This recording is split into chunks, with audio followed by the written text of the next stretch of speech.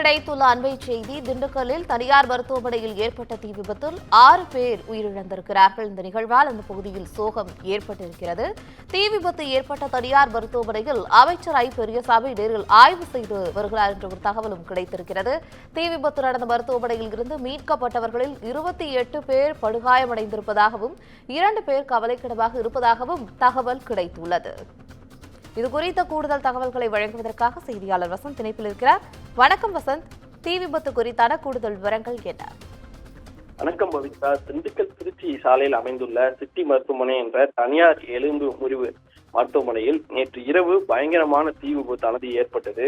இந்த மருத்துவமனையில் உள்ள நோயாளிகள் உட்பட 100க்கும் மேற்பட்டோர் இந்த மருத்துவமனைக்கு உள்ளே இருந்தனர். இதில் தீ விபத்தில் சிக்கிய நோயாளிகள் மற்றும் நோயாளிகளுடன் உடனிருந்தவர்கள் அனைவருமே விரைவாக ஆம்புலன்ஸ் மூலம் அரசு மருத்துவமனை கல்லூரிக்கும் மற்றும் தனியார் மருத்துவமனைக்கும் உடனடியாக அனுப்பி வைக்கப்பட்டனர். மருத்துவமனையில் லிப்டில் இருந்த 5 பேர் மூச்சு திணறியும் ஒரு நபர் தீ விபத்தில் உயிரிழந்துள்ளார் என்பது குறிப்பிடத்தக்கது. இந்த விபத்தில் இதுவரை 6 பேர் உயிரிழந்தனர். முதல்கட்ட தகவல் தற்போது வெளியாகியுள்ளது. சம்பவத்துக்கு வந்த 3 தீயணைப்பு வாகனங்கள், விரைந்து வந்த தீயணைப்பு வீரர்கள் இதை கட்டுக்குள் கொண்டு வந்தனர்.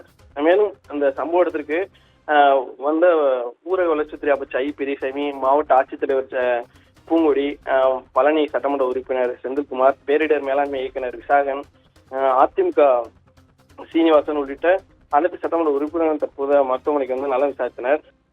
மேலும் இந்த விபத்தில் தேனி மாவட்டத்தைச் சேர்ந்த சுருளி, இவரது மனைவி சுப்புலட்சுமி, அதே போல் தாடிக்கோப்பைச் சேர்ந்த மாரியம்மாள், இவரது மகன் மணிமுருகன், அதே போல் என்ஜிஓ காலனியைச் சேர்ந்த ராஜசேகர் மற்றும் ஒரு சிறுமி உட்பட 6 பேர் உயிரிழந்தனர். இந்த காயம் ஏற்பட்டவர்களை திண்டுக்கல் அரசு மருத்துவமனையில் தீவிர சிகிச்சை தற்போது அளிக்கப்பட்டு வருகிறது.